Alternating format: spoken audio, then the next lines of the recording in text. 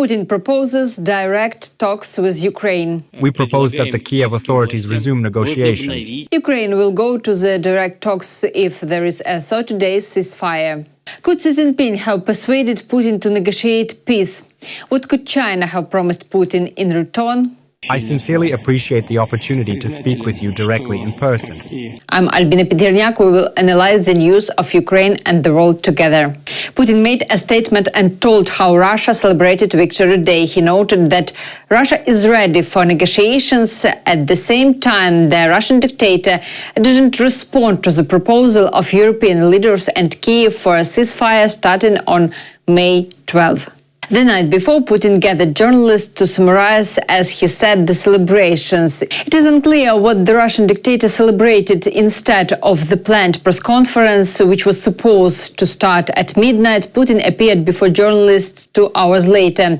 And the journalists were not allowed to ask questions, allegedly because of the late hour. At the end of this press conference, the Kremlin leader spoke about the main theme. Putin noted in his speech that peace talks with Ukraine should begin in Istanbul this Thursday. This was done by the Ukrainian side, and in this regard, no matter what, we suggest that the Kiev authorities resume the talks they interrupted at the end of 2022, resume direct talks, and, I stress, without any preconditions.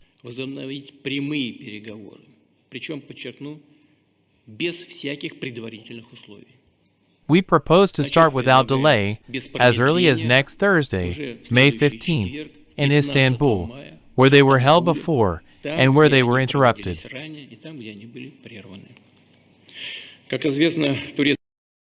Putin is ready for peace talks on Ukraine without preconditions. The Russian dictator told Xi Jinping about this. Chinese Foreign Minister Wang Yi said President Putin highly appreciated China's objective and fair position on the war in Ukraine and expressed his reliance to start peace talks without preconditions, hoping to achieve a fair and lasting peace agreement. To the proposal of the Russian dictator, Vladimir Zelensky replied that a ceasefire should be the first step to start any negotiations. The Ukrainian leader wrote about this in his telegram. Vladimir Zelensky added that Ukraine expects for a similar step from the Russian Federation starting from tomorrow. This is a good sign that the Russians have finally considered the ending of the war. Everyone in the world has been expecting this war end for a very long time, and the very first step in the real end of any war is a ceasefire. There is no point in continuing the killings, even for a day. We expect that starting from tomorrow, May 12th, Russia will confirm a ceasefire, complete, lasting and reliable. Ukraine is ready for a corresponding meeting. Russia must show by its actions that it is ready to start a peaceful track. And only after the shelling stops will it be possible to talk about Russia's real intentions. Here is what the head of the Ukrainian President Office, Andriy Yermak, wrote in his telegram. First, a ceasefire for 30 days and then everything else. Russia shouldn't discuss its desire to continue the war under verbal constructions. A ceasefire is the first step towards ending the war, and it will confirm Russia's red lines to end the killings. Yesterday, press conference was indeed called by Putin to show off his victory parade. The Kremlin wasn't preparing to respond to the proposal from world leaders for a ceasefire. In fact, Putin had to do it unplanned. And this academical explains the vagueness of the position expressed by the Russian dictator. Moreover, it explains the confusion that we saw in Putin's henchman Ushakov when propagandist Zarubin approached him for a comment. At what level can these talks in Istanbul take place? We will announce it. We have just proposed, as you know, May 15th, Thursday, and we are ready to start in the morning. Who will lead the Russian delegation? We will inform. It turns out that we are now waiting for their answer. Well, of course, we are waiting for a reaction. We are waiting for a reaction, yes. Can it be the ministerial level or lower after all? Well, it will be announced. Well, what is there to guess now? Now a proposal has been made for negotiations without conditions. You just need to come and start negotiations. Well, simple enough, if people want it, of course. The ceasefire proposals have 22 points. These are specifics on how to implement the ceasefire, which should move into a further peace track. These proposals should be taken to Moscow by Trump's special envoy Steve Witkoff. Donald Trump responded to Putin's statesman about his readiness for talks in Istanbul. Here is what the American president wrote on his social media account Truth Social. A potentially great day for Russia and Ukraine. Think of hundreds of thousands of lives that will be saved as this never-ending bloodbath hopefully come to an end. It will be a whole new and much better world. I will continue to work with both sides to make sure that it happens. The USA wants to focus instead of rebuilding and trade. A big week is upcoming. Emmanuel Macron, living in Ukraine, gave his comments to journalists regarding the statements made by the Russian dictator. He noted that direct negotiations that we are offering to Russian President Vladimir Putin between Russia and Ukraine is response to the unconditional ceasefire demanded by Kiev and its allies are a first step, but it is not enough, Macron said. I'll remind you that the day before world leaders gathered in Kiev, British Prime Minister Keir Starmer, French President Emmanuel Macron, newly elected German Chancellor Friedrich Merz and Polish Prime Minister Donald Tusk. All these leaders came to the Ukraine capital to talk about a 30-day ceasefire and a further peace track. In particular, Emmanuel Macron noted that a just peace for our country can only begin with a ceasefire. He wrote about this on his social network X. Russian aggression is now a threat to all of Europe. Therefore, the response must be collective. That is why the leaders of Germany, Great Britain, France and Poland rejected Ukraine.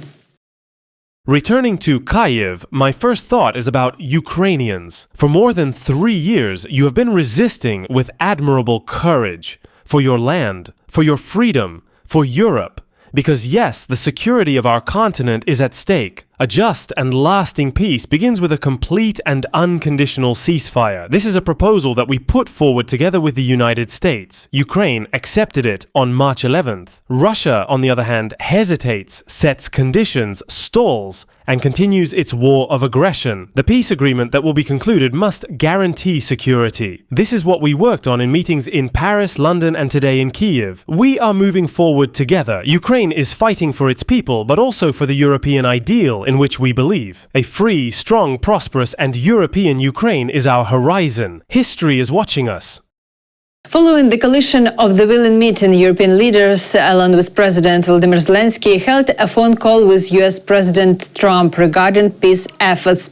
This was reported by Foreign Minister Andrei Sybiga on Telegram. According to him, if Russia agrees and effective monitoring is initiated, a lasting ceasefire and confidence-building measures could pave the way for peace talks.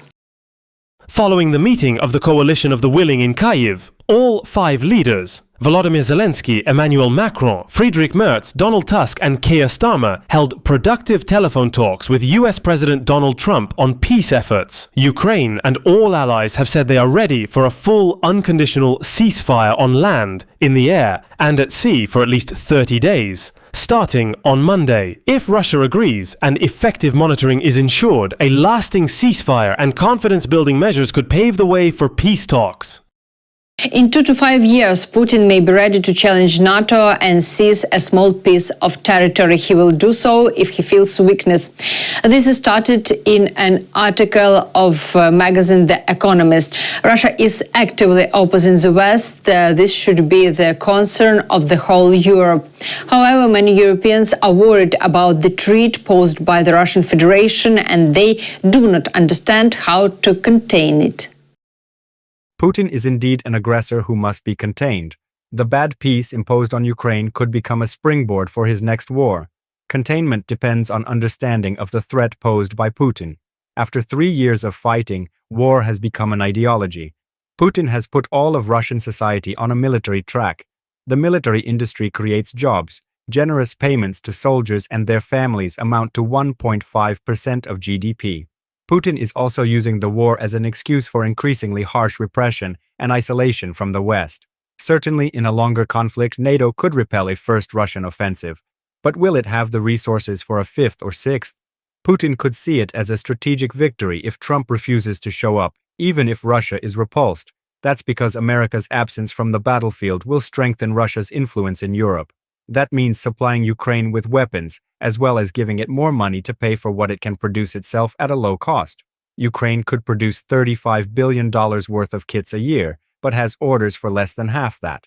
Trump should understand that funding Ukraine is in America's interest, if only because China is watching Russia's progress.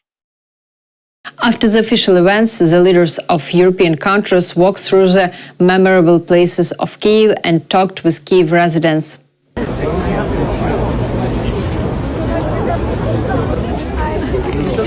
Pensez-vous que Poutine va dire oui à ce cessez-le-feu? On va voir. En tout cas, nous avons fait toutes les conditions pour que ce soit le cas. Qu'est-ce qui pourrait le pousser à changer d'avis, Monsieur Macron, pensez-vous? L'unité des Européens avec les Américains, la clarté des sanctions additionnelles qui sont mises. Thank you so much. The attitude of European leaders is very clearly visible in the moments of farewells that took place in Kyiv when they left for their countries.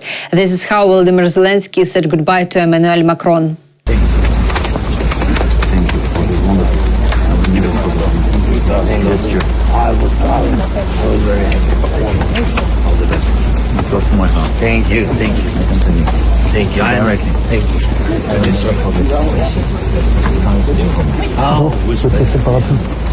Friedrich Merz told the Ukrainian president, "Take care of yourself. If necessary, you can always call me." It is very important to know that Merz made a number of meaningful statements and showed his determination and consistency in supporting Ukraine during the meeting of European leaders in Kyiv. Take care, and we keep in touch. Always, if you want to give me a call, and we immediately available. Right? Thank you. See you in London. See you in London. Very soon. And we train. No less warm was the farewell to Keir Starmer and Donald Tusk, and we are truly very grateful to world leaders for their stable support, desire to help our country to protect peace and justice, so that our country eventually comes not to an illusory, but to a real stable peace. Dear viewers, thank you for watching this video. Like it, write your comments. It is very important for me to know your opinion. See you again.